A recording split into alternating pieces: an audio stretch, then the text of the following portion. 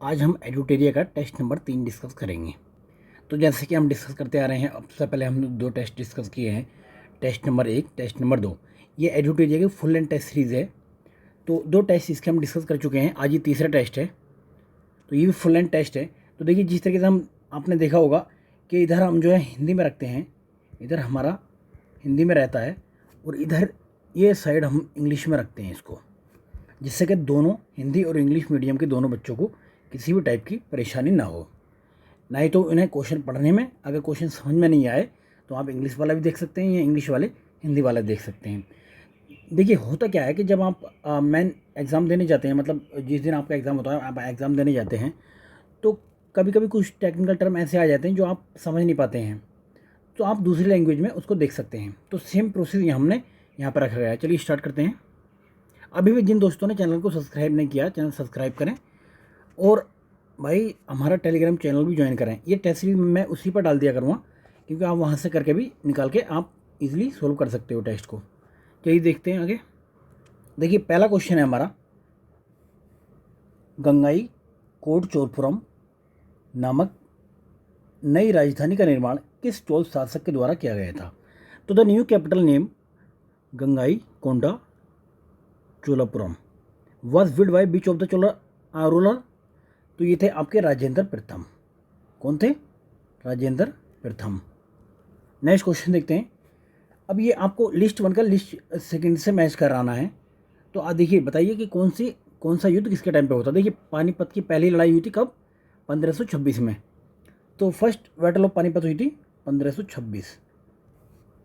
तो पहले का दूसरा आया। अब पहले का दूसरा एक ही जगह है केवल। फिर खानवा की लड़ाई आपको पता होनी चाहिए, बैटल ऑफ खानवा हुई थी 1527 में। तो ये हुई आपकी 1527। कन्नौज की लड़ाई हुई 1540 में। 1540, तो हमारा इसका आंसर आ गया बी। तो ये आपको डेट पता होनी चाहिए, कौन कौन सी लड़ाई कब हुई थी। देखिए, जो पानीपत की पहली लड़ाई थी जो 1526 में हुई थी, ये किस किस के बीच में हुई थी? ये बाबर और इब्राहिम के बीच में हुई थी। बाबर और इब्राहिम के बीच में। और दूसरी आपकी खानवा की लड़ाई किसके बीच में हुई थी? खानवा की लड़ाई जो हुई थी, खानवा की लड़ाई हुई थी आपकी 1527 में। वो बाबर और राणा सांगा के बीच में हुई थी। क्लियर है? और कन्नौज की लड़ाई, जो तीसरी लड़ाई है आपकी कन्नौज की लड़ाई शेरशाह सूरी और हुमायूं के बीच में हुई थी। शेरशाह सूरी और हुमायूं के बीच में। चलिए नेक्स्ट क्वेश्चन देखते हैं। नेक्स्ट क्वेश्चन है, दिल्ली सल्तनत का वास्तविक संस्थापक किसको कहा जाता है? यानी कि who was the real founder of Delhi सल्तनत? तो कौन था? ये थे इल्तुतमिश। कौन? इल्तुतमिश। चलिए नेक्स्ट क्वेश्चन देखते हैं। कौन सा कथन बलबन के संदर्भ में सही नहीं है? तो नोट करेक्ट बताना है आपको, किसके रिगार्डिंग? ये बलबन की। तो अब देखिए, कौन सा सही नहीं है इसमें से? तो आप जानते होंगे कि बलबन ने रक्त एवं लोह की नीति अपनाई थी। इसको क्या कहते थे? Blood and iron policy. तो ये अपनाई थी, पहली बात सही है। दूसरी, बलबन ने चालीसा दल का दमन किया था, यानी बलबन सप्रेस द चालीसा दल। तो ये बात भी ठीक है। तीसरा, इसने ईरानी त्यौहार नौरोज़ को दरबार में आरंभ किया रहा था। तो he started the Persian festival Nauroz in the court. तो ये तीसरी बात भी सही है। तो अभी पूछ रहा कौन सी सही नहीं? तो इनमें से कोई भी नहीं, यानी कि तीनों बातें ये सही हैं। चलिए नेक्स्ट क्वेश्चन देखते हैं। नेक्स्ट क्वेश्चन है, चित्तौड़ पर किस शासक के समय अलाउद्दीन खिलजी ने आक्रमण किया था? तो during which ruler did Alauddin Khilji attack Chittor? तो ये आपको बताना है। तो कौन थे? राजा रतन सिंह थे। राजा रतन सिंह। चलिए नेक्स्ट क्वेश्चन देखते हैं। अब नेक्स्ट क्वेश्चन है, घरी कर यानी गिरह कर, एक सेकेंड, ये है आपका गिरह कर लगाने वाला दिल्ली का प्रथम सुल्तान कौन था? यानी कि who was the first sultan of Delhi to impose ghari tax, यानी कि हाउस टैक्स भी इसको कहते थे। तो ये कौन थे? ये थे अलाउद्दीन खिलजी। अलाउद्दीन खिलजी थे ये। चलिए नेक्स्ट क्वेश्चन देखते हैं। दिल्ली सल्तनत के किस सुल्तान ने फलों की गुणवत्ता सुधारने हेतु उपाय किए थे? तो ये कौन थे? तो विच सुल्तान ऑफ दिल्ली सल्तनत took major to improve the quality of fruits? तो कौन थे? ये थे आपके फिरोज शाह तुगलक। कौन? फिरोज शाह तुगलक। चलिए नेक्स्ट क्वेश्चन देखते हैं। नेक्स्ट क्वेश्चन है, शेरशाह ने किस शासक को पराजित कर हजरत आला की उपाधि ग्रहण की थी?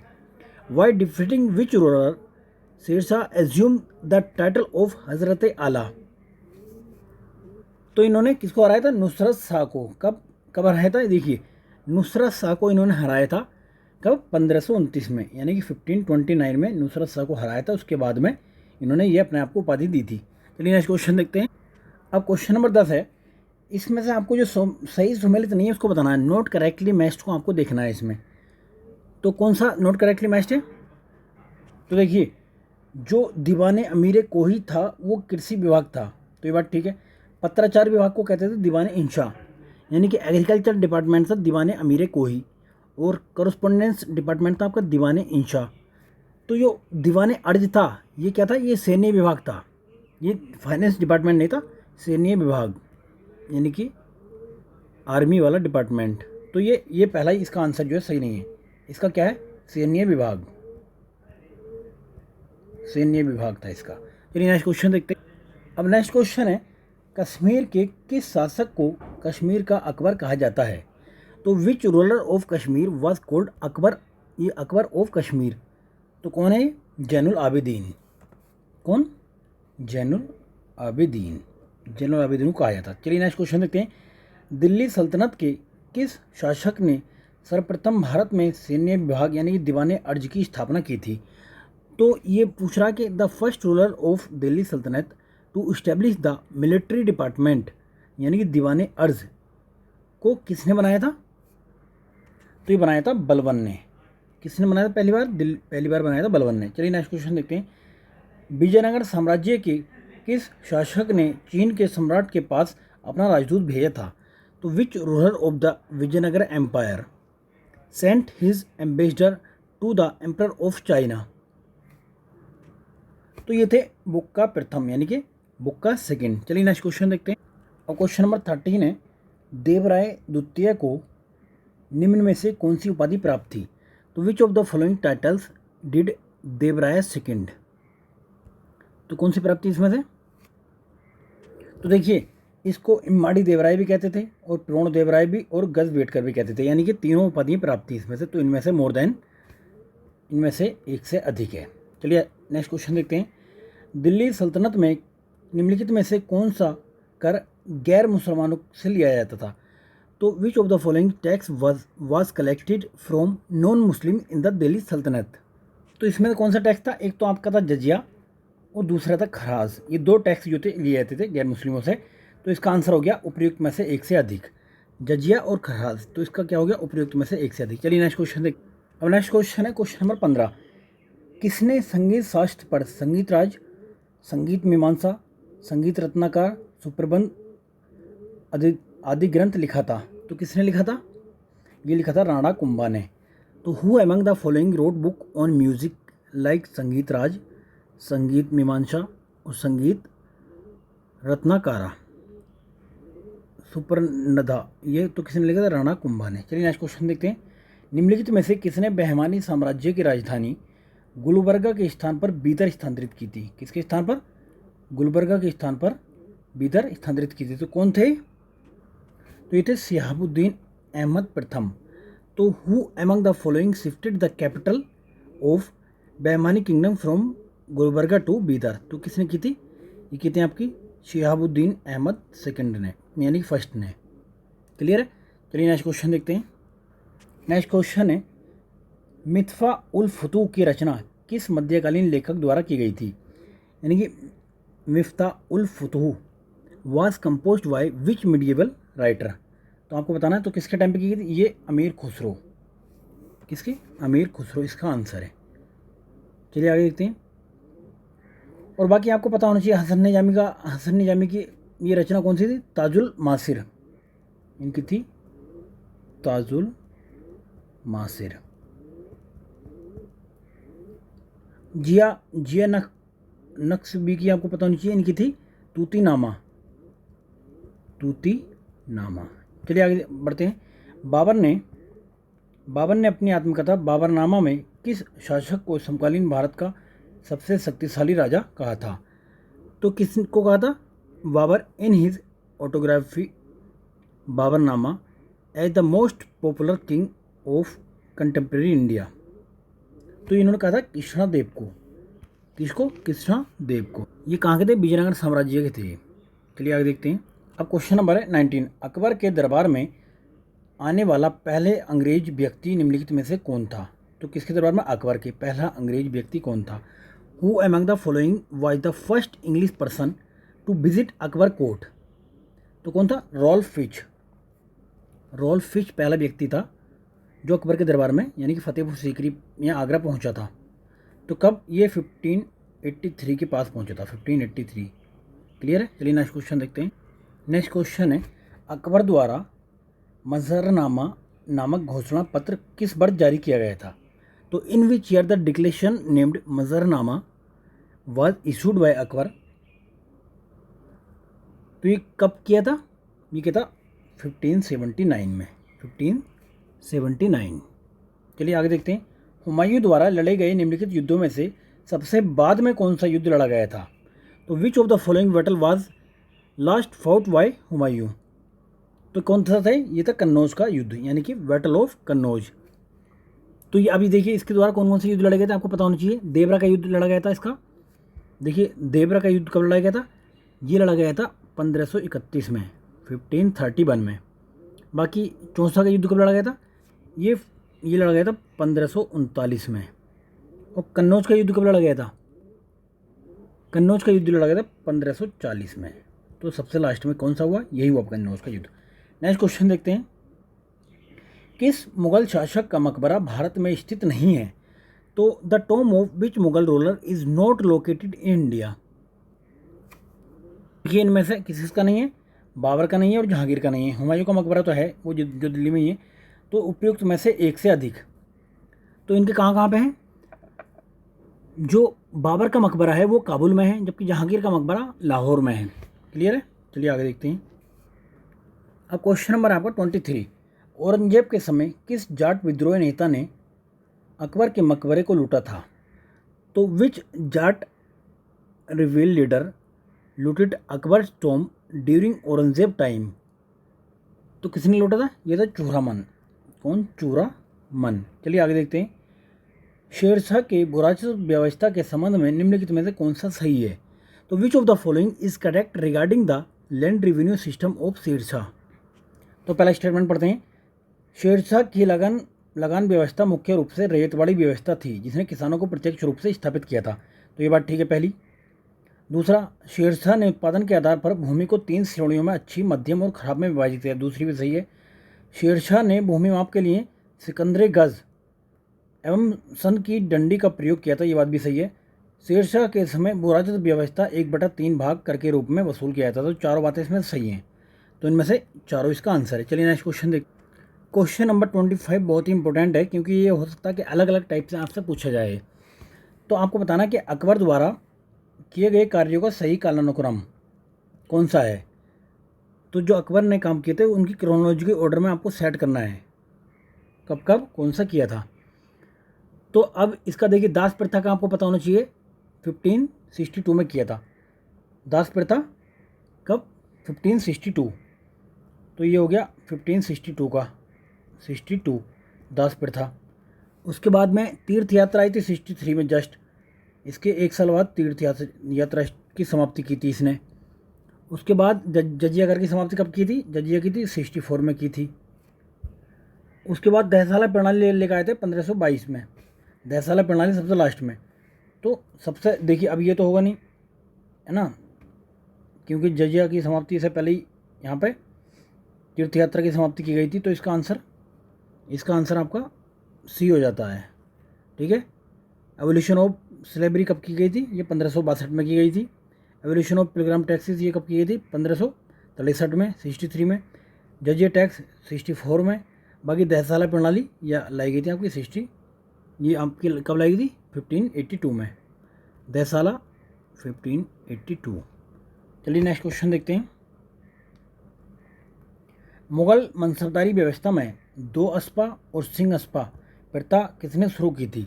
तो who started practice of 2 aspa and sih aspa in the Mughal mansabdari system? तो किसने स्टार्ट की थी? ये जहांगीर ने स्टार्ट की थी। 2 अस्पा और सिंह अस्पा। क्लियर है? चलिए आगे देखते हैं। तो ये सैन्य मामलों से संबंधित थी। जिसमें अपने पास कितने मतलब सेना रखनी होती थी, कितने घोड़े रखनी होती थी, उससे रिलेटेड थी। चलिए आगे देखते हैं next question. Question number 27। Question number 27 में है, अकबर ने किसकी अध्यक्षता में अनुवाद विभाग की स्थापना की थी? तो under whose chairmanship did Akbar establish the translation department? तो किसकी अध्यक्षता में? ये फैजी की। तो इसका आंसर है फैजी। चलिए नेक्स्ट क्वेश्चन देख। अब ये है 28 क्वेश्चन। तो आपको जो सम्मिलित नहीं वो बताना है, तो नोट करेक्टली मैच्ड आपको देखना है। क्लियर है? चलिए आगे देखते हैं। तो ये गुरु अंगद किसने लिखा था? ये आपका ये क्या था? प्रमुख कार्य। ये क्या किया था इन्होंने? ये गुरुमुखी लिपि की शुरुआत की थी। क्लियर है? तो और उसके बाद नेक्स्ट, और फिर ये गुरु अर्जुन देव ने क्या किया था? आदि ग्रंथ का संकलन किया गया था। तो आदि ग्रंथ का संकलन यानी गुरु गोविंद सिंह ने क्या किया था? पाहुल प्रथा की शुरुआत। तो ये इनका भी करेक्ट मैच है। तो इनमें से कोई भी नहीं, यानी कि ये तीनों बातें सही हैं, गलत कोई भी नहीं है। ये भी सही है, ये भी सही है और तीसरा भी सही है। नेक्स्ट, शिवाजी के अष्टप्रधान में वित्त एवं राजस्व मामले किसके अधीन थे? तो under whom were the matter of finance and revenue in Shivaji अष्टप्रधान?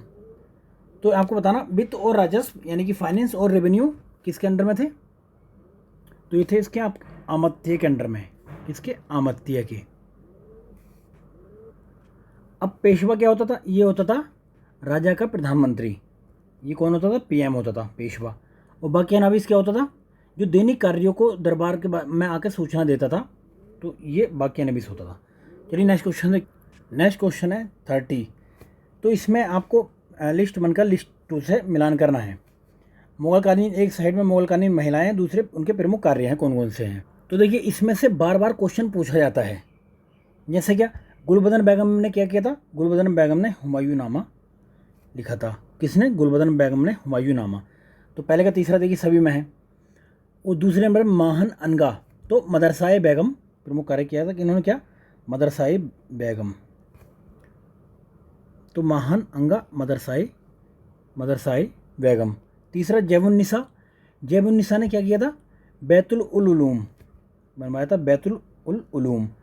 और चौथा असमत बेगम ने क्या किया था? तो इत्र बनाने की विधि इन्होंने ईजाद की थी, इत्र बनाने की विधि। क्लियर है? तो हमारा देखिए, तो हमारा इसके हिसाब से हो गया पहला आंसर। तो फर्स्ट आंसर हो गया हमारा इसका। चलिए नेक्स्ट क्वेश्चन देखते हैं।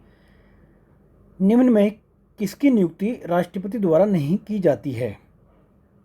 तो who among the following is not appointed by the president? तो किसकी? उपराष्ट्रपति की द्वारा, उपराष्ट्रपति की, क्योंकि इसका इलेक्शन किया जाता है। क्लियर है? चलिए आगे देख। क्वेश्चन नंबर 32 है, राज्यसभा कैसे भंग होती है? कैसे होती है? तो भाई कैसे भी राज्यसभा को भंग नहीं किया जा सकता। क्लियर है? तो how is the Rajya Sabha dissolve? तो किसी भी टाइप से उसे राज्यसभा को डिजोल्व नहीं किया सकता। नेक्स्ट क्वेश्चन देखते हैं। निम्नलिखित में से राज्य के नीति निर्देशक तत्वों की नीतियों में शामिल है, यानी कि कौन से राज्य ये डीपीएसपी में शामिल है? तो which of the following included in the DPSP? तो देखिए इसमें मदपान निषेध भी है, घरेलू उद्योग को बढ़ावा देना, समान नागरिक संहिता, उपयोगी पशुओं की हत्या पर रोक, ग्राम पंचायतों का गठन। तो यानी कि इनमें से एक से अधिक, यानी कि इनमें से सभी हैं इसमें शामिल। चलिए आगे देखते हैं। अब 34 क्वेश्चन देखते हैं। राज्य के नीति निर्देशक तत्व किस प्रकार मौलिक अधिकारों से भिन्न है? तो आपको बताना है कि डीपीएसपी फंडामेंटल राइट से किस टाइप से अलग हैं। पहला देखिए, पहला है स्टेटमेंट, तो नीति निर्देशक तत्व केंद्र सरकार के लिए हैं तथा मौलिक अधिकार राज्य सरकारों के लिए। तो बिल्कुल सरासर गलत है। नीति निर्देशक तत्व न्यायालय में परिवर्तनीय नहीं है, जबकि मौलिक अधिकार परिवर्तनीय है। तो यही बात आपकी ठीक है। क्लियर है? तो DPSP not forcible in the court where as fundamental right are enforceable. तो आपका बी ये इसका आंसर हो जाता है। क्लियर है? चलिए आगे क्वेश्चन देखते हैं। Question number 35। भारत में राष्ट्रपति के निर्वाचक के लिए निर्वाचन मंडल के सदस्य होते हैं। तो the member of the electoral college to the elect the president of India are. तो देखिए कौन कौन होते हैं इसमें। तो लोकसभा के निर्वाचित सदस्य होते हैं, राज्यसभा के निर्वाचित सदस्य होते हैं। इसमें देखिए विधान परिषद के सदस्य नहीं होते हैं। तो चौथा जिसमें आएगा वो तो गलत है, तो चौथा तो किसी में आ ही नहीं रहा। तो राज्यसभा के निर्वाचित सदस्य, तो ये मतलब ये कौन कौन होते हैं इसमें? लोकसभा के निर्वाचित सदस्य यानी कि इलेक्टेड मेंबर ऑफ लोकसभा, दूसरा राज्यसभा के निर्वाचित सदस्य, यानी कि इलेक्टेड मेंबर ऑफ राज्यसभा, और तीसरा राज्य विधानसभा के निर्वाचित सदस्य, to the elected member of state legislative assembly. Clear. तो इसमें जो मनोनीत सदस्य हैं, जो जिनका जो है मतलब मनोनयन किया जाता है राष्ट्रपति द्वारा, वो लोग पार्टिसिपेट नहीं करते हैं। लेकिन जब राष्ट्रपति को हटाने की बात आती है तो वो लोग पार्टिसिपेट कर सकते हैं। तो उसमें भी क्या है कि विधानसभा के सदस्य पार्टिसिपेट नहीं करते हैं। क्लियर है। तो अब इसमें क्या आंसर हो गया, पहला, दूसरा, तीसरा, इसका 1 2 3 आंसर हो गया। चलिए नेक्स्ट क्वेश्चन देखते हैं। भारत के राष्ट्रपति को संविधान के उल्लंघन के आधार पर उसके पद से हटाया जा सकता है। The president of India can be removed from his office on the ground of violation of the constitution. तो इनमें से कौन हटा सकता है उसे? क्या सीजीआई हटा सकता है लोकसभा के द्वारा या प्रधानमंत्री के द्वारा? तो ये देखिए, संसद इसको हटा सकती है। संसद, अगर लिखा हुआ था संसद हटाती है तो वो हटा सकती है। तो उपयुक्त में से कोई भी नहीं। पार्लियामेंट इसको हटा सकती है, पार्लियामेंट इसको हटा सकती है, बाकी कोई भी नहीं हटा सकता। क्लियर है। चलिए आगे। अब क्वेश्चन नंबर 37 देखते हैं। भारत में द्विसदनात्मक संसद की व्यवस्था की गई है। द्विसदनात्मक व्यवस्था के संदर्भ में निम्नलिखित में से कौन सा तर्क सही है? तो bicameral parliament system has been adopted in the India. Which one of the following argument is correct in the context of bicameral system? अब स्टेटमेंट देखते हैं इसके। समाज के सभी वर्गों और देश के सभी क्षेत्रों के समुचित प्रतिनिधित्व को सुनिश्चित करने के लिए, देखिए पॉजिटिव स्टेटमेंट है ये भी। एक सदन द्वारा लिए गए निर्णय पर पुनर्विचार करने के लिए, ये भी पॉजिटिव है। तो प्रथम सदन की नतमस्तकता से व्यक्ति की रक्षा करने के लिए, तो ये बात भी सही है। तो यानी कि उपयुक्त में से सभी इसका आंसर है। क्लियर है। To ensure proper representation of all section of the society and all region of the country. Next है to consider the decision taken by one house. Next है to protect the individual from the tyranny of the first chamber. तो इसमें से सारी बातें सही हैं। चलिए नेक्स्ट क्वेश्चन देखते हैं। राज्यसभा के संदर्भ में निम्नलिखित में से कौन सा कथन सही नहीं है? जो सही नहीं है वो बताना है आपको। देखिए, which of the following statement is not true with the respect of Rajya Sabha. तो देखते हैं पहला स्टेटमेंट। भारत का उपराष्ट्रपति राज्यसभा का पदेन सभापति होता है। The vice president of India is the x official chairman of Rajya Sabha. ये सबको पता है।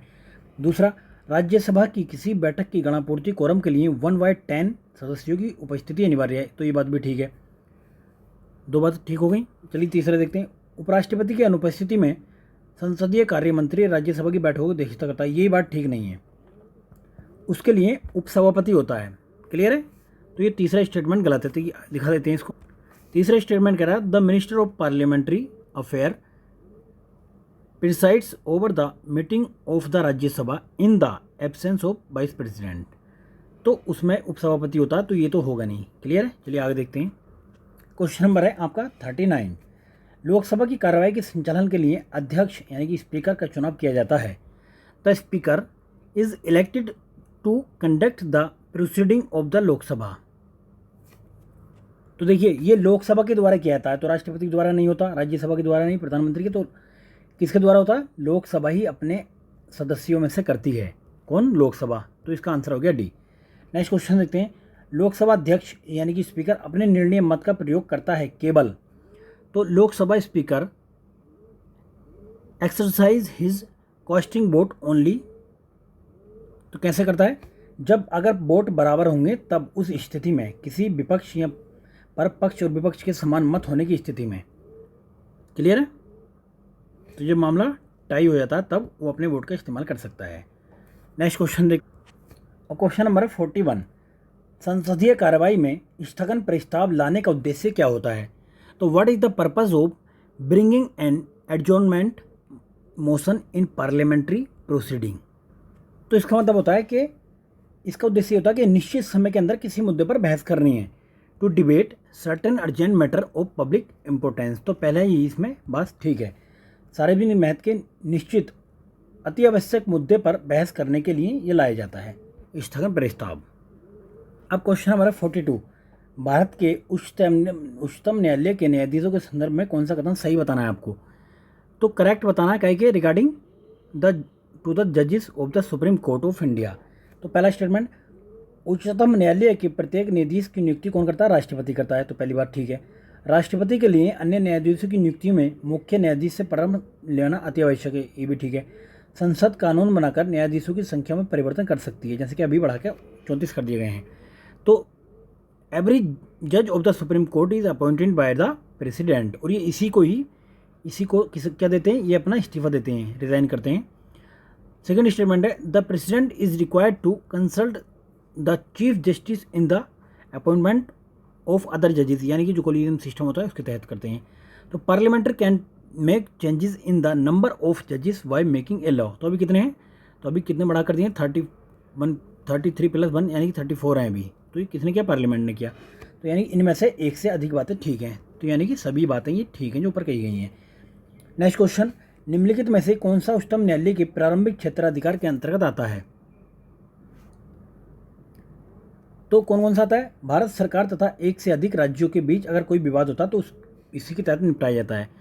तो which of the following comes under the original jurisdiction of the supreme court? तो any dispute between the government of India and one or more state, तो ये बात ठीक है। डिस्प्यूट बिटवीन 2 और मोर स्टेट, ये भी ठीक है। तो परस्पर 2 या अधिक राज्यों के बीच विवाद। तीसरा, संसद के किसी सदन अथवा राज्य विधानमंडल में हुए चुनाव पर विवाद, तो ये हाई कोर्ट के अंदर आता। तो इसमें पहला और दूसरा आपका सही है, पहला और दूसरा सही है, केवल पहला और दूसरा। चलिए नेक्स्ट एक, तो ये हो गया आपका आंसर, पहला और दूसरा। चलिए नेक्स्ट देखते हैं। क्वेश्चन नंबर 44 है, निम्नलिखित में से कौन सा विषय भारत के संविधान की समवर्ती सूची में है? तो which of the following subject is in the concurrent list of the constitution of India? आपको पता होना चाहिए कि कंकरेंट लिस्ट वो लिस्ट है जिस पर स्टेट और गवर्नमेंट, ये स्टेट और सेंटर दोनों कानून बना सकते हैं, लेकिन प्रभावी कानून किसका होगा? जो इफेक्टिव ज़्यादा होगा वो होगा सेंटर का ही। तो इसमें ये वन यानी कि फॉरेस्ट एक ऐसा है जिसको स्टेट लिस्ट से निकालकर कंकरेंट लिस्ट में डाल दिया गया था। क्लियर है? चलिए आगे देखते हैं। केंद्र राज्य संबंधों के संदर्भ में कौन सा एक कथन सत्य है वो बताना है। तो which one of the following is true in the context of state centre state relations? तो पहला स्टेटमेंट है, राज्यपाल की भूमिका केंद्र और राज्यों के बीच सदैव ही विवाद का हिस्सा रहा है, ये बात भी ठीक है। दूसरा, केंद्र राज्य संबंधों से जुड़े विषयों की पड़ताल के लिए केंद्र सरकार द्वारा सरकारीय आयोग का गठन किया गया था, ये भी ठीक है। तीसरा, सरकारी आयोग ने सिफारिश की थी कि राज्यपालों की नियुक्ति अनिवार्य तथा निष्पक्ष की जानी चाहिए। तो ये तीनों बातें ठीक है, यानी उपयुक्त में से एक से अधिक।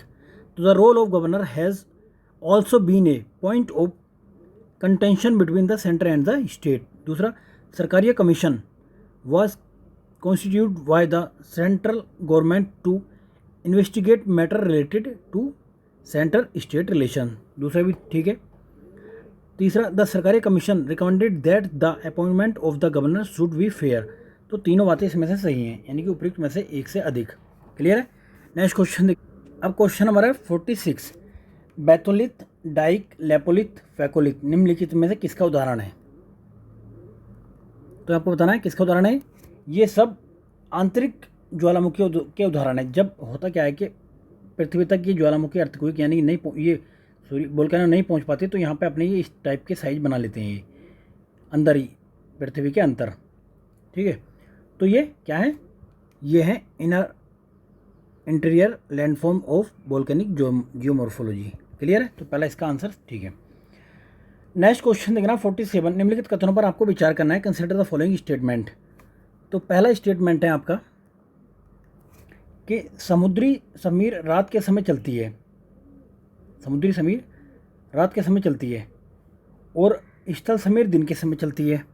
तो ये दोनों बातें इसने उल्टी लिख दी हैं, यानी कि जो समुद्री समीर है वो दिन में चलती है और स्थल समीर आपकी रात में चलती है। तो ये दोनों बातें इसकी गलत हैं। क्लियर है? नेक्स्ट क्वेश्चन, सरोगेसी सागर कहाँ अवस्थित है? तो where is the Sargasso sea located? तो ये है आपका, ये आपने देखा होगा, ये नॉर्थ अमेरिका है, ये साउथ अमेरिका है, और यहाँ पे अगर देखें तो आप अफ्रीका है। तो ये जो बीच में पार्ट है ये यहाँ पे समुद्र का हिस्सा, ये सरोगेसी सी है यहाँ पे। तो कहाँ पे है ये है आपके अटलांटिक ओशियन में, या फिर आपको कहें कि उत्तरी अमेरिका के जो नॉर्थ अमेरिका है, इधर सपोज करो नॉर्थ अमेरिका है, तो नॉर्थ अमेरिका के इधर उत्तर पूर्वी तट में है, इस साइड में है ये नॉर्थ अमेरिका के। तो on the east coast of North America. Clear है? तो इसका आंसर सी हो गया। चलिए नेक्स्ट क्वेश्चन देखते हैं। अब क्वेश्चन नंबर है 49। ग्रेट बियर और ग्रेट स्लेव झील किस देश में स्थित हैं? तो Great Bear and Great Slave Lake कहाँ पर है? तो ये है आपके कनाडा में। कनाडा आंसर है। चलिए नेक्स्ट क्वेश्चन देखते हैं। कौन सा सही सुमेलित नहीं है, यानी कि नॉट करेक्टली मैच्ड, इनमें से कौन सा है? पहला देखिए, गोबी मरुस्थल मंगोलिया में है, तकलामकान चाइना में है, अटाकामा उत्तरी चिली में है। गोबी कहाँ पर? Mongolia. Taklamakan China, Atacama north Chile. तो यानी कि उपयुक्त में से कोई भी नहीं, यानी कि तीनों ये मैच सही करते हैं। चलिए नेक्स्ट क्वेश्चन देखते हैं। नेक्स्ट क्वेश्चन है 51। 51 में आपको बताना है कि कौन सा इसमें से सही है। तो which of the following is correct? पहला स्टेटमेंट है रेप्टे असंबद्धता ऊपरी मेंटल एवं निचले मेंटल के मध्य में स्थित है। क्लियर है? यानी कि ये देखिए मैं बना के दिखाता हूँ। अगर इस तरीके से हम इसको बनाएं तो ये जो ये ऊपरी पार्ट है आपका, यानी कि ऊपरी मेंटल है, ऊपरी मेंटल, और ये निचला मेंटल, यानी कि यहाँ पे तो क्रस्ट होती है, क्रस्ट के ऊपरी भाग हो गया और ये मेंटल का निचला भाग हो गया। सपोज करो ये ऊपरी मेंटल है और ये निचला मेंटल है, तो यहाँ पे जो ये इसको अलग करती है तो इसको कहते हैं हम रेप्टी। क्या? रेप्टी। और उसके बाद दूसरा निचला भाग हो गया ये किसका? ये मैं आपको लिख देता हूँ यहाँ पे, मेंटल का निचला भाग, यानी कि लोअर साइड ऑफ मेंटल, और ये उसके नीचे भाग हो गया बाहक क्रोड। बाहक क्रोड, तो इसे कौन अलग करता है? इसे अलग करता है आपका ये इधर एक रेखा है, उसको क्या कहते हैं? उसको कहते हैं गुटेनबर्ग। गुटेनबर्ग। तीसरा सबसे नीचे है यहाँ पे लेहमैन। लेहमैन। क्लियर भाई? तो पहले सबसे कौन सा आया?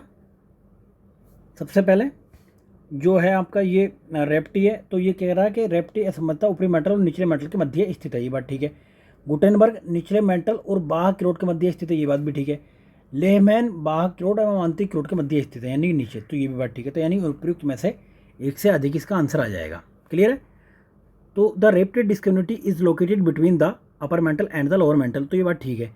नेक्स्ट है the Gutenberg discontinuity is located between the lower mantle and the outer core, तो ठीक है ये भी। तो तीसरा है the Lehmann discontinuity is located between the outer core and the inner core. तो अभी भी अगर किसी ये क्या है, ये अर्थ का अर्थ है, ये अर्थ है ये। तो अर्थ में निचली साइड में जब हम जाते हैं तो इस तरीके की परतें पाई जाती हैं। सबसे पहले ऊपर क्रस्ट, उसके बाद में फिर आपका ये मेंटल है, उसके बाद में क्रोड। तो इसी कैसे कैसे परतें हैं, वो उन्हीं परतों को डिवाइड करने वाली रेखाओं को क्या कहते हैं? हम इन नामों से जाना जाता है। तो कुछ लोगों को शायद ये नया लग रहा होगा, सुनने में अजीब लग रहा होगा, अजीब अजीब से नाम आ रहे हैं, तो वो ऐसा है नहीं वो। क्लियर है? चलिए आगे देखते हैं। अब नेक्स्ट है आपका, नेक्स्ट क्वेश्चन है 52। पृथ्वी के क्रस्ट में पाए जाने वाले तत्वों के प्रतिशत मान के आधार पर आपको घटते क्रम में बताना है। आप इन चीज़ों को बहुत ध्यान से पढ़ा करें जब क्वेश्चन किया करें, तो कि वो डिसेंडिंग पूछ रहा है या असेंडिंग पूछ रहा है, आप अपने हिसाब से लगा के आ जाओगे, है ना? तो होता कुछ और है। तो देखिए, अगर घटते क्रम में पूछ रहा है, सबसे ज़्यादा पहले ऑक्सीजन होता है, फिर आपका सिलिकॉन, फिर एल्युमिनियम, फिर लोहा, यानी कि ओसल के नाम से इसको ट्रिक याद रखना। ओसल तो सबसे पहले ऑक्सीजन है, उसके बाद में सिलिकॉन, फिर एल्युमिनियम, ऑक्सीजन, सिलिकॉन, एल्युमिनियम, लोहा। तो इसी क्रम में है जिस क्रम में दिया हुआ है ना? तो इसका आंसर डी। तो ये भी याद रखें, ये इंग्लिश वाली ओसल है इसका ट्रिक, ओसल, है ना? तो अगर पूछे घटते क्रम में बढ़ते क्रम तो आपको बता देना है। चलिए नेक्स्ट क्वेश्चन देख। नेक्स्ट है 53 क्वेश्चन। पारिस्थितिक तंत्रों में से एक स्तर से दूसरे स्तर पर औसत ऊर्जा का स्थानांतरण होता है, तो what is the average transfer of energy from one level to another in ecosystem? तो ये कितना होता है? तो ये होता है 10%। 10% ही केवल होता है, बाकी 99% खत्म। कौन ग्रीन हाउस गैस है, इसमें बताना आपको। तो which of the following is a green house gas? तो मीथेन भी है, कार्बन डाइऑक्साइड भी है, क्लोरोफ्लोरोकार्बन, यानी कि उपयुक्त में से एक से अधिक आपका आंसर है। तो ये तीनों ग्रीन हाउस गैस हैं। चलिए नेक्स्ट क्वेश्चन देखते हैं। सही सुमेलित बताना आपको इनमें से कौन सा है करेक्टली मैच्ड। तो देखिए ब्रैक, ये क्या है? ये स्थानीय पवनों के नाम है। कौन से? ये। तो अब इसमें से देखिए नॉर्वेस्टर कहाँ चलती है आपके? नॉर्वेस्टर है आपके न्यूजीलैंड में। ब्रेक फिल्टर चलती है उत्तरी अमेरिका में, और ब्लैक रोलर चलती है ऑस्ट्रेलिया में। इंग्लिश में भी यही नाम है। ब्लैक रोलर ऑस्ट्रेलिया में चलती है, ब्रेक फिल्टर नॉर्थ अमेरिका में चलती है, और नॉर्वेस्टर न्यूजीलैंड में चलती है। तो उपयुक्त में से एक से अधिक, यानी कि more than the above, more than one of the above. Clear है? चलिए नेक्स्ट क्वेश्चन देखते हैं। अब क्वेश्चन है 56, मॉन्ट्रियल ये अंतर्राष्ट्रीय पर्यावरण सम्मेलन का आयोजन कब हुआ था? तो कब हुआ था ये? 1987 में। तो इसी वजह से, इसी दिन से, यहाँ से हम प्रत्येक यानी कि 16 सितंबर को ओजोन डे मनाते हैं। कब? 16 सितंबर को ओजोन डे मनाते हैं हम, ओजोन दिवस मनाते हैं। क्लियर है? ओजोन डे मनाते हैं हम 16 सितंबर को। इस बार की थीम भी देख लेना कि इस बार की थीम क्या थी करंट अफेयर में। तो मॉन्ट्रियल इंटरनेशनल एनवायरनमेंट कॉन्फ्रेंस कब हुई थी? 1987 में। नेक्स्ट देखते हैं, 22 दिसंबर को होता है क्या? ऑन 22 दिसंबर ऑकर्स, क्या होता है? तो देखिए, इस दिन होता क्या है कि दक्षिणी गोलार्ध में सबसे बड़ा दिन होता है और उत्तरी गोलार्ध में सबसे छोटा दिन होता है। तो यानी कि उपयुक्त में से एक से अधिक। तो दो बातें इसकी ठीक है। तो longest day in the southern hemisphere और shortest day in the northern hemisphere, तो दोनों बातें ठीक हैं। नेक्स्ट, कौन आंतरिक ग्रह नहीं है? तो which of the following not an inner planet? तो शनि जो है आपका आंतरिक ग्रह नहीं है, शनि आपका आंतरिक ग्रह नहीं है। चलिए आगे देखते हैं। क्वेश्चन नंबर देखिए 59, स्वतंत्रता से पूर्व भारत में सबसे पहले निम्नलिखित में से किसने निर्धनता रेखा की अवधारणा पर विचार किया था? तो who among the following first thought of the concept of poverty line in India before independence? तो ये कौन थे? दादा भाई नौरोजी थे। कौन? दादा भाई नौरोजी। चलिए नेक्स्ट क्वेश्चन देखते हैं। भारत में गरीबी से नीचे यानी कि रहने वाले लोगों का प्रतिशत कितना है? तो तेंदुलकर समिति के अनुसार बताना है आपको। तो the percentage of people living below the poverty line in India as per Tendulkar committee, तो कितना बताया था इन्होंने बताया था कि 22% है। कितना? 22। अब अभी हाल की रिपोर्ट देखा तो उसमें 55% तो आपका बिहार में ही है। तो सबसे ज़्यादा 55% कहाँ पे? वो बिहार में है। दूसरे नंबर पे यूपी है। चलिए करंट पढ़ेंगे तो उसमें हमने डिस्कस किया हुआ है सारी चीज़ें, आप देख सकते हैं उसे यूट्यूब पे जाकर। प्लेलिस्ट बना रखी है बिहार पीसीएस के लिए और राजस्थान पीसीएस के लिए, यूपी आरओ के लिए, तीनों के लिए प्लेलिस्ट बना रखी है। तो जो भी जिसे देखना चाहते हैं आप देख सकते हैं। नेक्स्ट देखते हैं, निम्नलिखित में से किस बेरोजगारी के अंतर्गत कार्य को करने के लिए उनमें आवश्यकता से अधिक श्रम लगे होते हैं? इसके अतिरिक्त श्रमिकों को कार्य से हटा देने के पश्चात भी उत्पादकता पर कोई प्रभाव नहीं पड़ता। तो under which of the following unemployment workers are engaged in excess of what required to do any work?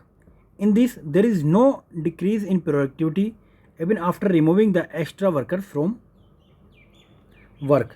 तो इसको कहते हैं परिच्छन बेरोजगारी। क्या कहते हैं? परिच्छन बेरोजगारी। आपको एग्रीकल्चर सेक्टर में ज़्यादातर देखने को मिलेगी। तो डिस्गस्ट इन अनएम्प्लॉयमेंट कहते हैं कहाँ पे होती है? एग्रीकल्चर सेक्टर में होती है। एग्रीकल्चर यानी कि कृषि क्षेत्र में ये देखने को मिलती है। क्लियर है? चलिए नेक्स्ट क्वेश्चन। क्वेश्चन नंबर 62 देखते हैं, प्रधानमंत्री ग्रामोदय योजना का उद्देश्य क्या है? तो what is the objective of प्रधानमंत्री ग्रामोदय योजना? क्लियर भाई?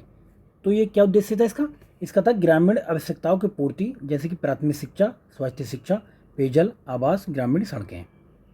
तो पहला वाला इसका आंसर ठीक है। तो meeting rural needs such as primary education, health care, drinking water, housing, rural road etcetera. Clear? चलिए नेक्स्ट क्वेश्चन देखते हैं। अब क्वेश्चन नंबर हमारा 63। तो ये बताना कि इनमें से कौन सा सही नहीं है। तो सार्वजनिक वितरण प्रणाली के संदर्भ में कथनों पर विचार करना है। तो विद रेफरेंस टू पीडीएस यानी कि public distribution system consider the following statement. तो क्या बताना है आपको? नोट ट्रू, जो ट्रू नहीं है वो आपको बताना है। तो पहला स्टेटमेंट, सरकार इसके माध्यम से समाज के गरीब वर्गों में खाद्यान्न का वितरण करती है। तो पहली बात तो ठीक है, अब ये आंसर नहीं होगा।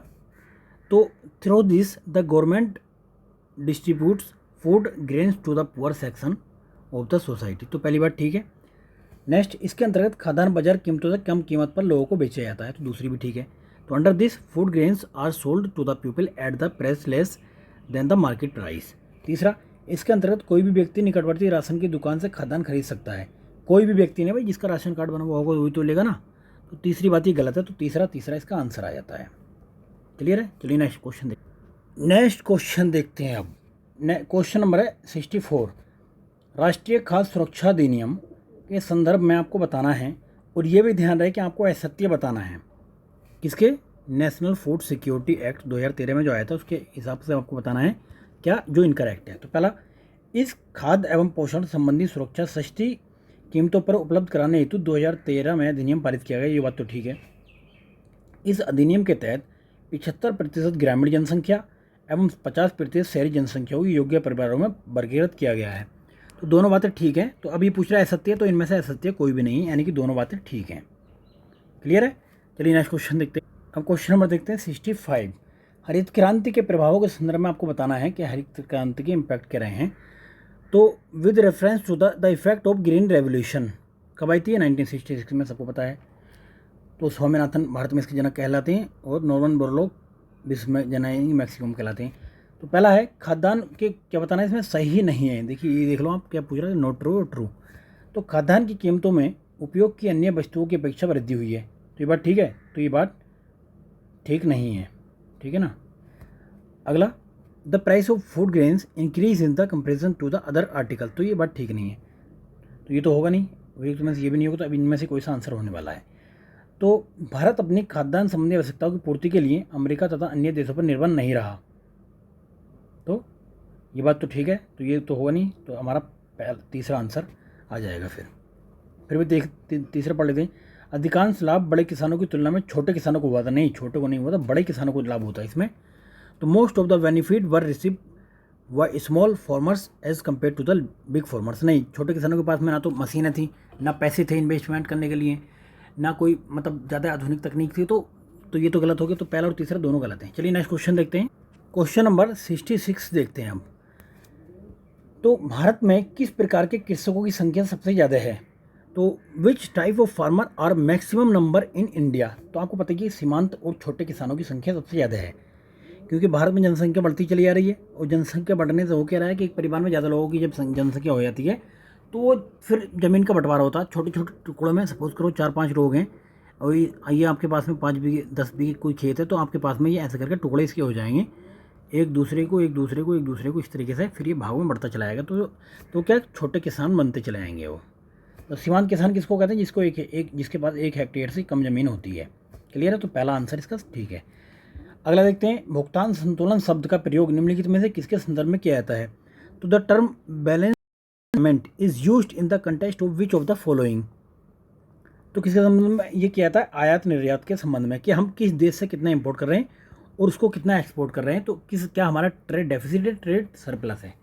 क्लियर है। तो अभी ये इस टाइप का क्वेश्चन पूछा था कि कौन से देशों के साथ में हम सरप्लस में है और किस में डेफिसिट में। जैसे चाइना के साथ डेफिसिट में है, अमेरिका के साथ सरप्लस में है, और कौन कौन से कंट्रियों के हैं। तो हमने करंट में बजट और इकोनॉमिक सर्वे के टाइम पे वो कराया हुआ है। नेक्स्ट क्वेश्चन देखते हैं। भुगतान संतुलन में सम्मिलित होता है। तो the balance of payment includes, क्या क्या सम्मिलित होता है उसमें? देखिए उसमें दृश्य मद है, अदृश्य मद है, ऋण, यानी कि सब चीज़ें इसमें शामिल होती हैं। तो क्या क्या? तीनों चीज़ें शामिल होती हैं, विजिबल और इनविजिबल एंड लोन। चलिए आगे देख। तो इसमें मोर देन ये उपयुक्त में से एक से अधिक। चलिए नेक्स्ट। अब नेक्स्ट क्वेश्चन है। ब्रेटन वुड्स सम्मेलन में किन संस्थाओं की स्थापना हुई थी? तो which institution are establish by the Bretton Woods conference. तो देखिए इसमें 2 की होती है, IMF की और वर्ल्ड बैंक की। IMF and world bank. तो पहला और दूसरा इसमें आंसर सही है आपका। क्लियर है। चलिए नेक्स्ट देखते हैं। अंतर्राष्ट्रीय मुद्रा कोष के संदर्भ में निम्नलिखित में से कौन सा कथन सही है? तो with the reference of international monetary fund IMF which one of the following statement is true.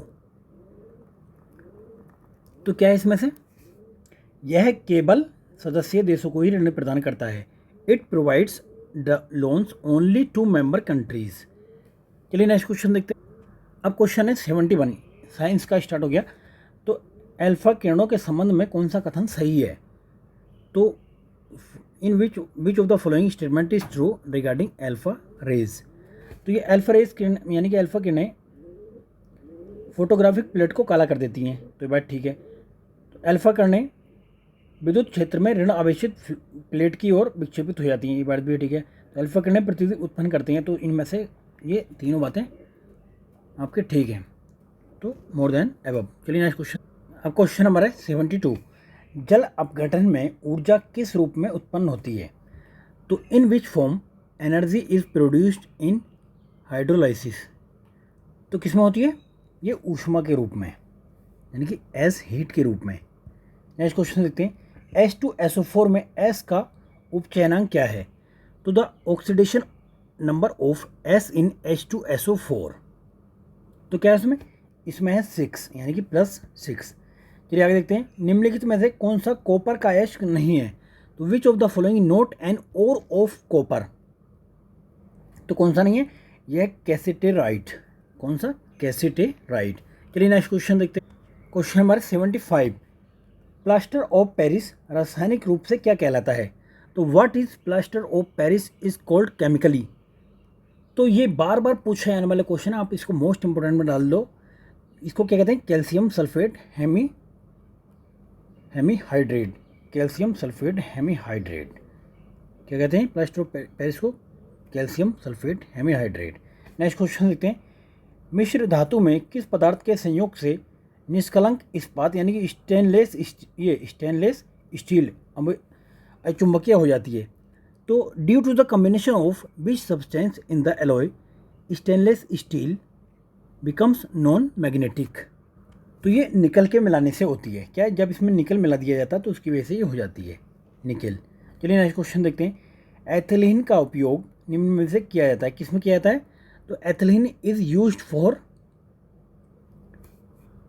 तो देखिए इसका प्रयोग फलों को पकाने के लिए भी किया जाता है, और निश्चेतक के रूप में भी किया जाता है, पॉलिथीन बनाने में भी किया जाता है, और मस्टर्ड गैस बनाने में भी यूज़ होता है इसका। क्या? मस्टर्ड गैस बनाने में भी इसका यूज़ करते हैं हम एथिलीन का। तो उपयुक्त में से एक से अधिक। तो artificial ripening fruits as an anaesthetic in making of polythene और मस्टर्ड गैस में भी यूज़ करते हैं। तो इसका डी आंसर है। चलिए नेक्स्ट क्वेश्चन देखते हैं। नेक्स्ट है 78। निम्नलिखित में से कौन सा बहुलक जैव निम्नलिखित नहीं कहा जा सकता है?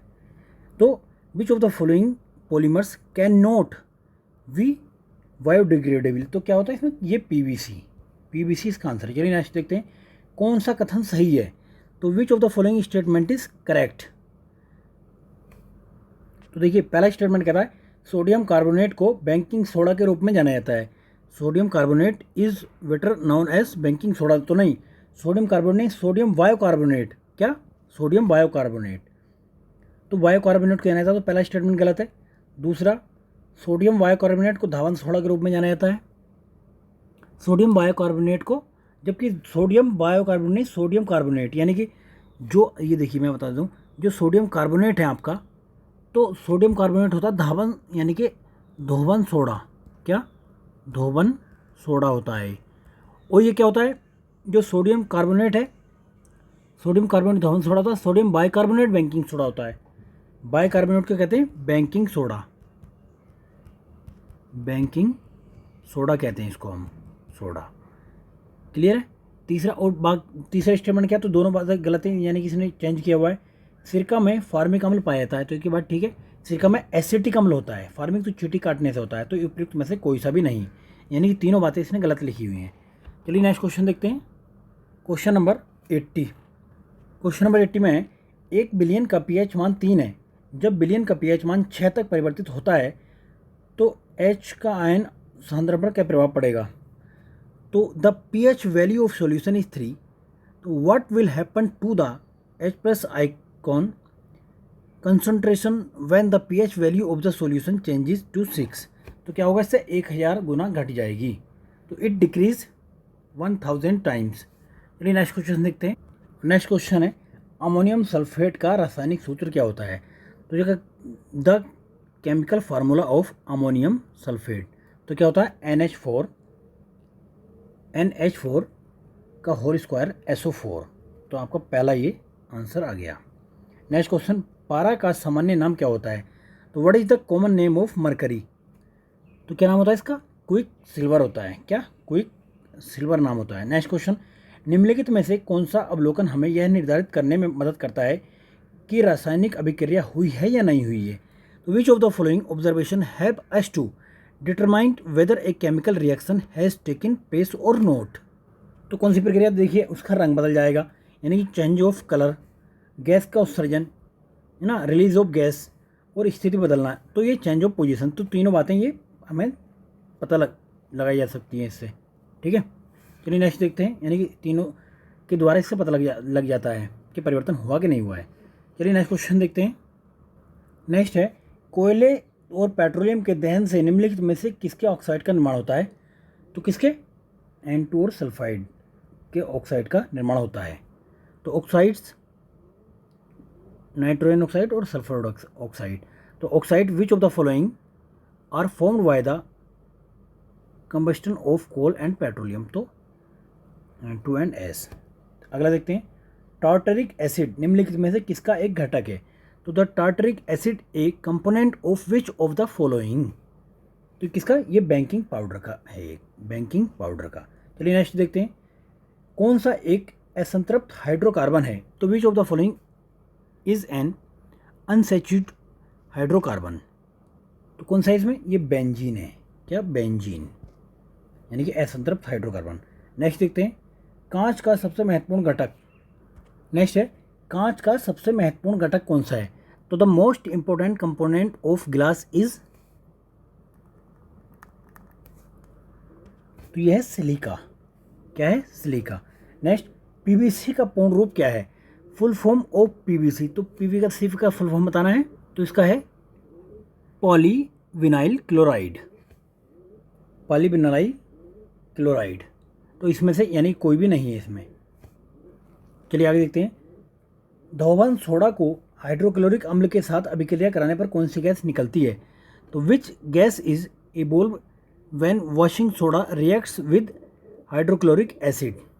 तो इससे क्या निकलती है? कार्बन डाइऑक्साइड निकलती है, कार्बन डाइऑक्साइड। चलिए नेक्स्ट देखते हैं, दुर्लभ गैसों यानी कि रेयर गैसेस सामान्यतः रासायनिक रूप से अक्रिय होती हैं क्योंकि rare gases are generally chemically inert because क्योंकि उनका इलेक्ट्रॉनिक विन्यास स्थिर रहता है। तो their electronic configuration remains stable. Clear है? चलिए आगे देखते हैं, 91 का है नेक्स्ट क्वेश्चन, नाइट्रोजन के किस ऑक्साइड को लाफिंग गैस के रूप में जाना जाता है? तो which oxide of nitrogen is known as laughing gas? तो किसको जाना जाता है? इसको जाना जाता है N2O को, N2O। इसको हम दूसरे नाम क्या कहते हैं? नाइट्रस ऑक्साइड भी कहते हैं, N2O नाइट्रस ऑक्साइड। चलिए नेक्स्ट क्वेश्चन है, आधुनिक आवर्त सारणी के पहले और साथ में दोनों समूहों में निम्नलिखित में से कौन सा गुण परमाणु क्रमांक में वृद्धि के साथ बढ़ता है? तो which one of the following properties increase with increase in atomic number in both group 1 and group 7 of the modern periodic table? तो कौन सा इसमें? परमाणु आकार, यानी कि एटॉमिक साइज। नेक्स्ट क्वेश्चन देखते हैं, अष्टक नियम लॉ ऑफ ऑक्टोबस किसने प्रतिपादित किया था? Who propounded the law of octaves? तो किसने किया था? ये न्यूलैंड्स ने। किसने? न्यूलैंड्स। नेक्स्ट क्वेश्चन देखते हैं, निम्नलिखित में से कौन सा धातु ऑक्साइड एक उभयधर्मी है? यानी कि विच of the following metal oxide is an amphoteric? तो इनमें से देखिए आयरन ऑक्साइड भी है, एल्यूमिनियम ऑक्साइड भी है और जिंक ऑक्साइड भी, यानी कि उपयुक्त में से एक से अधिक। चलिए नेक्स्ट देखते हैं, तो इसका आंसर ही आ गया मोर देन 1। नेक्स्ट क्वेश्चन है 95, किसी तत्व की परमाणु संख्या कैसे निर्धारित की जाती है? तो how is the atomic number of an element determined? तो कैसे डिटरमाइंड किया जाता है? तो एक परमाणु में स्थित प्रोटॉनों की संख्या के आधार पर हम पता लगाते हैं। क्या में? एक परमाणु में स्थित प्रोटॉनों की संख्या के आधार पर। तो from the number of protons in an atom, तो भी इसका आंसर है। चलिए नेक्स्ट क्वेश्चन देखते हैं, कथनों में कौन सा कथन सही है जो आपको बताना है? ठीक है, तो mark the correct statement in the following statement. ठीक है, अब ये देखते हैं, नेपाल से बिहार के 7 जिले सीमा साझा करते हैं, तो ये बात ठीक है। झारखंड से बिहार के 8 जिले सीमा साझा करते हैं, तो देखिए झारखंड हो आपका, यूपी हो, वहाँ से 8 जिले लगते हैं। नेपाल से 7 लगते हैं, पश्चिम बंगाल से 3 लगते हैं। क्लियर है? तो दोनों बातें इसमें सही हैं। तो 7 district of Bihar share border with Nepal और 8 district of Bihar share border with Jharkhand और यूपी। तो दोनों बातें इसमें ठीक हैं। चलिए नेक्स्ट क्वेश्चन देख। अब है क्वेश्चन नंबर 97, निम्नलिखित में से कौन सा कथन सही नहीं है, यानी कि नोट करेक्ट आपको बताना है इसमें। तो पहला, बिहार का क्षेत्रफल 94,163 वर्ग किलोमीटर है, तो the area of Bihar 94,163 square kilometre, तो ये बात ठीक है। दूसरा, बिहार भारत के कुल भौगोलिक क्षेत्र का 2.86% है, तो ये बात भी ठीक है। तो दोनों बातें ठीक हुई हैं अभी तक। तो पहला, ये देखिए टोटल एरिया कितना, 2.86। नेक्स्ट, बिहार का उत्तर से दक्षिणी की लंबाई 483 किलोमीटर है, तो देखिए उत्तर से दक्षिण नहीं, पूरब से पश्चिम है 483। अगर बात करें तो नॉर्थ से ईस्ट तक लंबाई कितनी है इसकी, 345 किलोमीटर, तो यही बात इसकी गलत है। तीसरा स्टेटमेंट गलत इसलिए क्योंकि इसने ईस्ट टू वेस्ट लंबाई दे दी है, ईस्ट टू वेस्ट दे दी है, नॉर्थ टू साउथ नहीं दी है। क्लियर है? चलिए आगे देखते हैं। निम्नलिखित में से कौन सी अक्षांश रेखा बिहार के सीमा क्षेत्र से नहीं गुजरती है? तो which of the following latitude lines does not pass through the area of Bihar? तो आपको पता होना चाहिए कि जो 28 डिग्री 10 मिनट है उत्तरी अक्षांश, ये नहीं गुजरता है यहाँ से, 28 डिग्री 10 मिनट। तो मैंने देखिए क्लियरली आपको बिहार का जब मैप में हमने समझाया था इस तरीके से, तो हमने बताया था कि देखिए 24 देशांतर से, यहाँ से 24 देशांतर से 24 देशांतर और 20 मिनट से ये यहाँ पे है आपका 27 डिग्री 31 मिनट 15 सेकंड। अगर वहीं पे आपको ये अक्षांश, ये दोनों अक्षांश हुए। अगर देशांतर की बात करें तो देशांतर बताए थे कि यहाँ से 83 से स्टार्ट होता है और 88 तक जाता है। ठीक है, तो ये आप हमने क्लियरली बताया भाई। आप एक बार जरा प्ले लिस्ट में जाकर बिहार स्पेशल की क्लास देख लो, अभी भी टाइम है, बाद में रोना मत, को मत करना बाद में जब पेपर निकल जाए हाथ से। तो भाई टाइम है, देख लो जो ये चीज़ें बताई जा रही हैं, कुछ सोच के बताई जाती होंगी ये, है ना, क्योंकि हमारी भी टीम रिसर्च कर रही है भाई, तो वो हमने पहले करा दिया। अभी हमने क्या कि इस बार क्योंकि अभी जल्दी ये एग्ज़ाम हो रहा है कि अभी हमारे 1-1.5 महीने से ही टीम ने काम करना स्टार्ट किया, तो इतनी जल्दी देखिए टेस्ट बनाना देखिए पॉसिबल बहुत कम होता है, जिसमें क्या ऑलरेडी हमारे 2-3 लोगों के जो है एग्ज़ाम अभी लगे हुए हैं, मेंस का एग्ज़ाम देखा है, कुछ लोग अभी हरियाणा PCS का, और अभी कुछ लोग UPSC और इसमें लगे हुए हैं यूपी वाले में। तो देखिए सारी चीज़ें मतलब मैनेज करना अभी, क्योंकि कम टाइम है, 1-1.5 महीना हुआ अभी हमें काम करते हुए, तो सारी चीज़ों को समझना, पेपर एनालाइज करना, फिर आपको कंटेंट भी देना है, तो इसमें थोड़ा सा भाई टाइम भी लगता है। तो इसलिए अभी तो हम अभी ऐसे करा रहे हैं कि आपका प्री हो जाए, मेंस के लिए हम प्रॉपर तरीके से लगेंगे आपके साथ। अभी प्रॉपर से लगे हुए हैं लेकिन और अच्छे तरीके से, जिससे कि आपका मेंस भी इजीली क्लियर हो जाए। चलिए नेक्स्ट क्वेश्चन देखते हैं। क्वेश्चन नंबर 99 है। कोपन के अनुसार बिहार का उत्तरी भाग किस भौगोलिक संकेतक के अंतर्गत आता है? तो अकॉर्डिंग टू द कोपन एक ज्योग्राफर थे, इन्होंने बताया था। तो the northern part of Bihar comes under which geographical indicator? तो इन्होंने देखिए उत्तरी बिहार को तो बोला था CWG, यानी कि ये उत्तरी बिहार को बोला था इन्होंने CWG, और साउथ बिहार को बोला था इन्होंने AW। तो क्या हुआ, उत्तरी बिहार का CWG। चलिए नेक्स्ट क्वेश्चन देखते हैं। अब नेक्स्ट क्वेश्चन है आपका ये क्वेश्चन नंबर 100। बिहार के निम्नलिखित भौगोलिक क्षेत्रों में से उनके निर्माण के अनुसार प्राचीन से नवीन क्रम में बताना है आपको। तो arrange the following geographical region of Bihar according to their formation from ancient to new. तो देखिए सबसे पहले आपकी खड़गपुर की पहाड़ियाँ बनी, उसके बाद कैमूर की, उसके बाद सोमेश्वर की, फिर गंगा का मैदान, क्योंकि ये तो शिवालिक का हिस्सा है। और खड़गपुर की पहाड़ियाँ धारवाड़ का हिस्सा है, तो सबसे पुरानी ये हुई कि नहीं हुई? और ये बिंदिया का हिस्सा है। ये भी पूछ सकता है ये कौन सी किसका हिस्सा है, तो ये बिंदिया का हिस्सा है। खड़गपुर की पहाड़ियाँ आपकी धारवाड़ का हिस्सा है, धारवाड़ का, और ये आपके हिमालय का हिस्सा है। उसके बाद में मिट्टी लाई नदियाँ, तो ये गंगा का मैदान बना।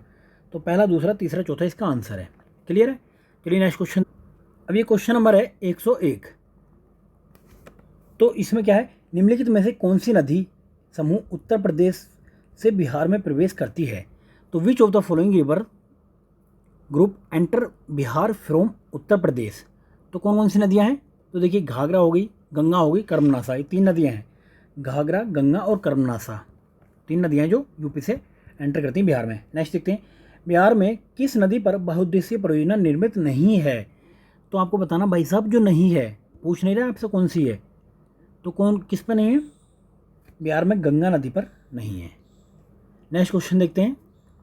Question number 103। 103 क्वेश्चन क्या कहता है, नागी एवं नकटी वन्यजीव अभयारण्य बिहार में किस जिले में स्थित है? तो Nagi and Nakti wildlife sanctuary is located in which district of Bihar? तो ये कहाँ पे? जामुई में। जामुई की नाक नकटी है ना, जामुई, ये कहाँ गया? जामुई। चलिए नेक्स्ट क्वेश्चन।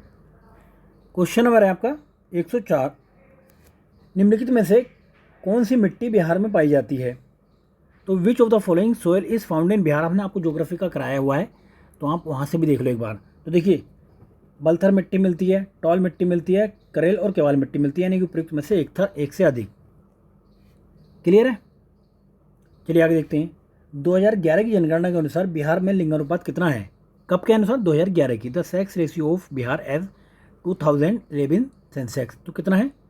इसके हिसाब से है आपका 918। कितना? 918। और अभी वहाँ पे से जो शिशु लिंगानुपात कितना है? चाइल्ड सेक्स रेशियो है वहाँ पे 935, यानी कि बिहार में चाइल्ड सेक्स रेशियो। और बिहार का जो डेंसिटी है वो कितनी है? 1106 किलोमीटर स्क्वायर। और लिटरेसी रेट आपको पता ही है कि 61.8% है। और वृद्धि दर कितनी है? ग्रोथ रेट कितनी है बिहार की? 25.42%। क्लियर है? तो 3-4 डाटा हैं, इसको नोट कर लो, पूछा जा सकता है। बिहार में निम्नलिखित में से किसका 95% तक उत्पादन होता है? किसका? तो which of the following produced up to 95% in Bihar? तो कौन सा होता है? ये पाइराइट आपका, पाइराइट। चलिए नेक्स्ट देखते हैं। बिहार का कौन सा कृषि जलवायु क्षेत्र गन्ना उत्पादन के लिए प्रसिद्ध है? ये भी हमने कराया हुआ है उसमें। तो गन्ना के लिए कौन सा प्रसिद्ध है? आपका जोन 1।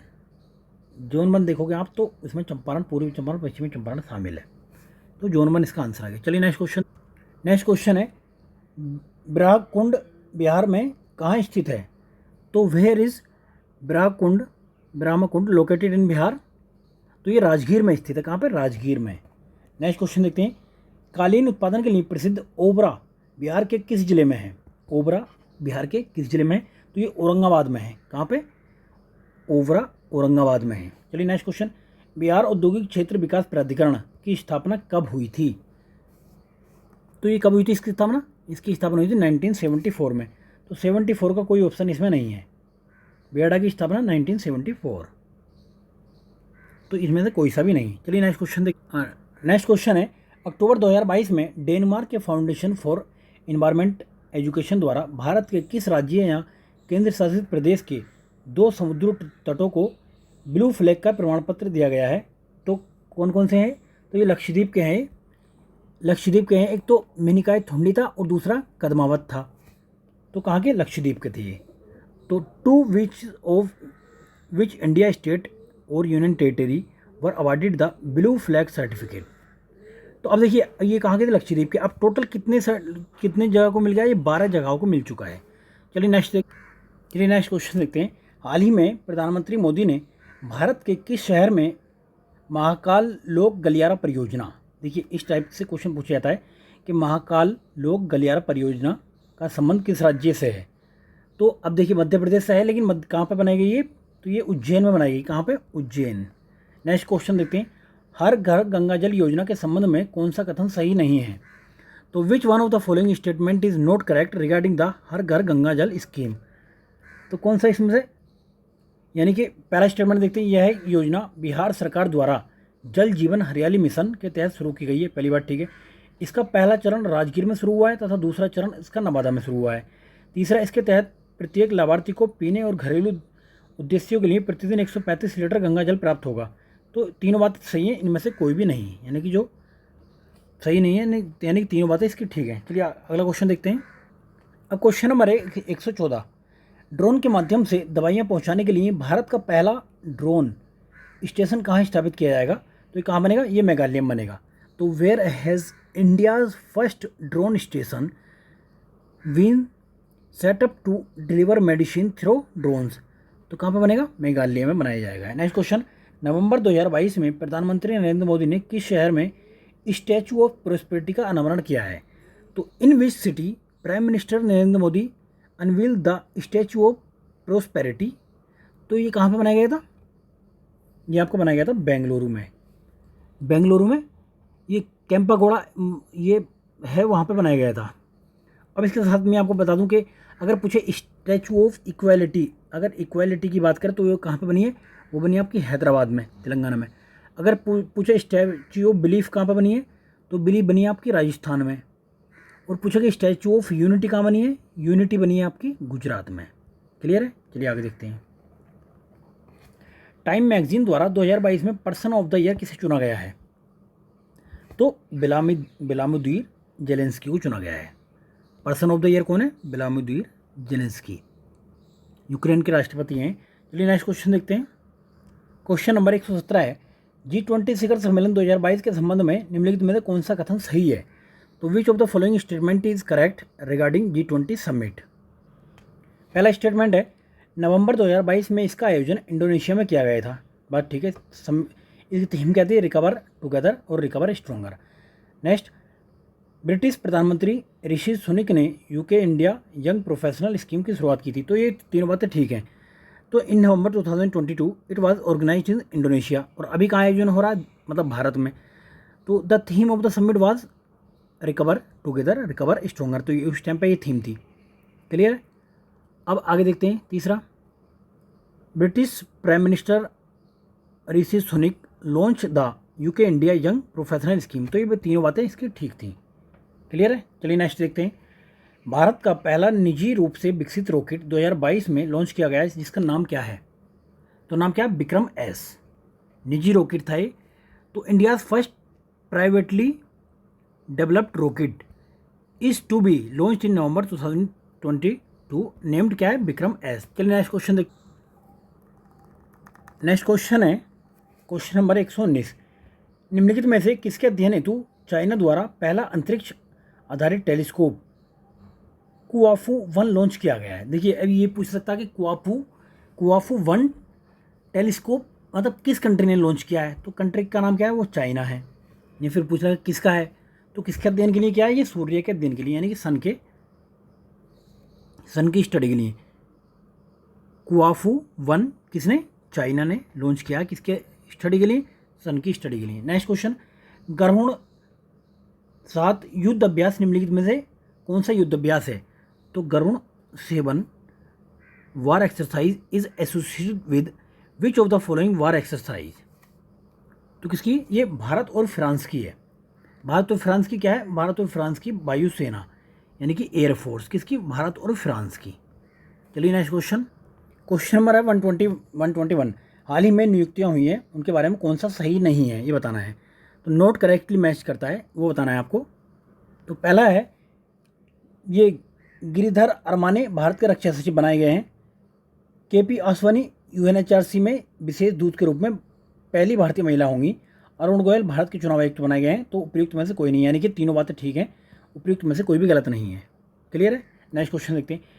फीफा अंडर-17 महिला विश्व कप के संबंध में कौन सा कथन सही है, विच of the following statement is correct regarding FIFA under-17 women world cup. तो कौन सा इसमें सही, तो पहला स्टेटमेंट है कि ये 2022 तक इसका आयोजन भारत में किया गया है, तो ये बात ठीक है। दूसरा, 3 राज्यों महाराष्ट्र, गोवा और उड़ीसा में किया गया है, ये भी ठीक है।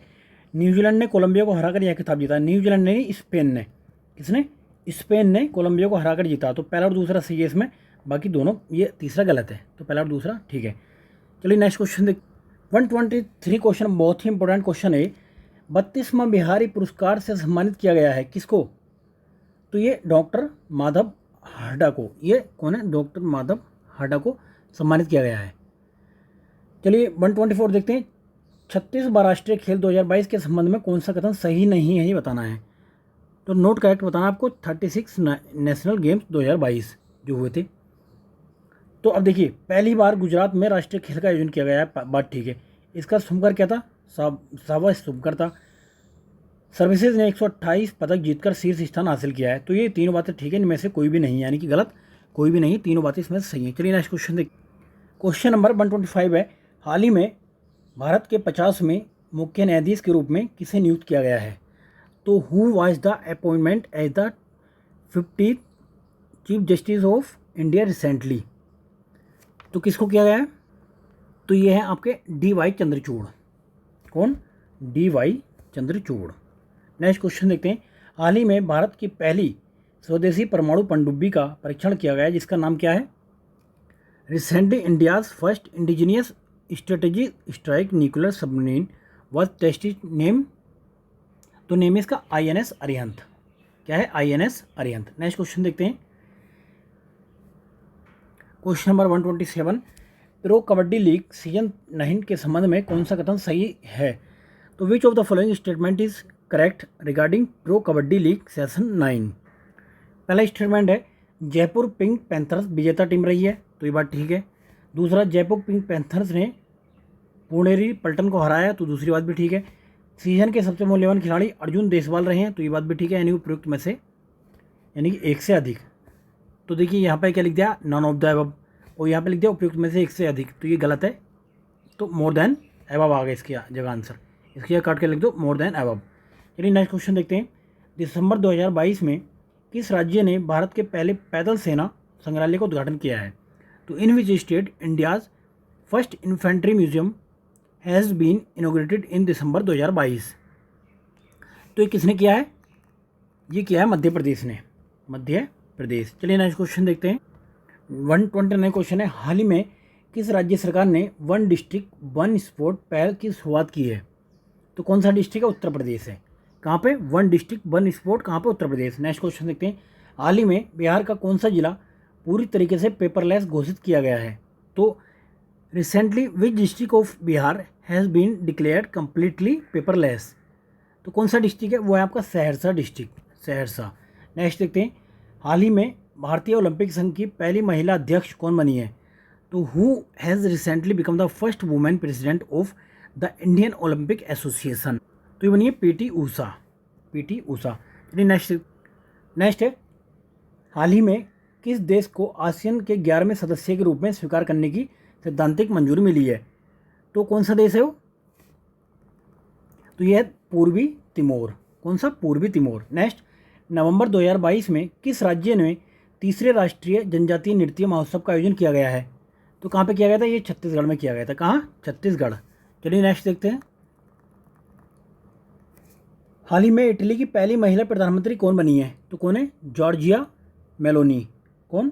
जॉर्जिया मेलोनी बनी है ये। नेक्स्ट क्वेश्चन है, हाल ही में प्रधानमंत्री मोदी ने किस राज्य में मिशन लाइफ की शुरुआत की है? तो मिशन लाइफ की शुरुआत की थी गुजरात में। कहाँ पे? गुजरात। तो ये गुजरात में स्टार्टिंग की थी। चलिए आगे देखते हैं, किसे बुकर पुरस्कार 2022 से सम्मानित किया गया है? किसे बुकर पुरस्कार? तो सेहान करुणातालिका। ये कहाँ की रहने वाली है? श्रीलंका की रहने वाली है, सेहान करुणातालिका। ठीक है, आगे देखते हैं, हाल ही में बिहार के किस जिले में केंद्रीय मंत्री अमित शाह ने लोक नायक जयप्रकाश नारायण की 14 फीट ऊंची प्रतिमा का अनावरण किया है? तो कहाँ पे? ये सारण जिला है। कहाँ पे? सारण जिला। चलिए आगे देख, 138 क्वेश्चन है, 2022 में 90वीं इंटरपोल महासभा का आयोजन कहाँ पे किया गया है? तो इसका आयोजन बताना आपको कहाँ पे किया गया है? तो इसका आयोजन कहाँ किया गया? ये किया गया भारत में। कहाँ पे? इंडिया में। नेक्स्ट क्वेश्चन देखते हैं, निम्नलिखित में से किस राज्य सरकार द्वारा आसरा पेंशन योजना की शुरुआत की गई है? तो कौन सी स्टेट गवर्नमेंट द्वारा आसरा पेंशन योजना की शुरुआत की गई है? तो ये आपका तेलंगाना स्टेट द्वारा की गई है। चलिए नेक्स्ट क्वेश्चन 140 क्वेश्चन देखते हैं, हाल ही में जारी पब्लिक अफेयर इंडेक्स 2022 के संदर्भ में कौन सा कथन गलत है? देखिए, यह बेंगलुरु स्थित पब्लिक अफेयर सेंटर द्वारा प्रकाशित 7वां संस्करण था, ये बात ठीक है। बड़े राज्यों में हरियाणा प्रथम स्थान पर है, ये बात भी ठीक है। छोटे राज्यों में सिक्किम प्रथम स्थान पर है, ये बात भी ठीक है। तो उपयुक्त में से कोई सा भी नहीं, यानी कोई भी गलत नहीं है। तो तीनों बातें ये सही हैं, इनकरेक्ट कोई भी नहीं है इसमें। क्लियर है? आगे देखते हैं, देखिए अब मैथ का क्वेश्चन आ गया, हमारे एक्सपर्ट मैथ के क्वेश्चन सॉल्व कराएंगे। अभी फिलहाल मैं इनका क्वेश्चन का आंसर बता देता हूँ, जिससे कि आपको ये ना लगे कि ये टेस्ट बीच में अधूरा छोड़ दिया। क्लियर है भाई? मैथ की रीजनिंग की स्पेशली हम क्लास कराने जा रहे हैं। तो भाई कोई कमेंट करके बोल तो रहा नहीं, मतलब क्या ज़रूरत है भी कि नहीं है, कहाँ से करोगे, नहीं कर रहे हो? तो अगर नहीं है तो फिर कोई मसला नहीं है, आप उससे खुद से सॉल्व कर सकते हो उसे। फिर अदरवाइज अगर 2-4 लोगों को लग रहा है तो भाई कमेंट कर सकते हैं, मतलब फिर उसका अरेंजमेंट कर दिया जाएगा फिर। तो 141 का आंसर क्या है? 141 का आंसर है A+4। नेक्स्ट क्वेश्चन देख, 142 का आंसर कितना है इसका? 64, यानी 64। चलिए आगे देखते हैं, देखिए मैथ को सॉल्व कराने में टाइम लगता है, तो इसमें लीजिए बहुत वीडियो 2 घंटे की हो जाएगी, फिर आप सोचोगे 150 क्वेश्चन 2 घंटे में मतलब करा रहा बंदा। तो मैं कोशिश करता हूँ 1.5 घंटे से पहले ये आपकी वीडियो हो जाए। तो 143 का क्वेश्चन का कितना? 20 है। 144 का 144 का डी आंसर है। चलिए आगे देखते हैं। 145 का आपका आंसर है ए। 146 का भी ये है, 146 ए। 147 का आपका आंसर है बी, 147 का बी। चलिए आगे नेक्स्ट 148, 148 का आंसर है आपका सी। 149 का आंसर है आपका 6400। 150 का आंसर है आपका सी 100%। तो 149 का कितना है, 149 का 6400। नेक्स्ट देखते हैं। और 150 का आंसर है आपका 100, कितना 100। तो देखिए फ्रेंड्स, ये हमारी तीसरी टेस्ट सीरीज आज कवर हो गई है। तो इसी तरीके से हम डेली एक टेस्ट लाएंगे जिससे कि आपका टीचर की भर्ती वाले के बच्चों को भी फ़ायदा हो, जो एग्ज़ाम 24 तारीख से स्टार्ट होने जा रहे हैं, और आपका जो एग्ज़ाम है 30 सितंबर में उसका भी आपको प्रॉपर तरीके से रिवीजन चलता रहे। ये आपको कमी पता लग रही है अभी हमारे कौन से टेस्ट में कितने नंबर आ रहे हैं।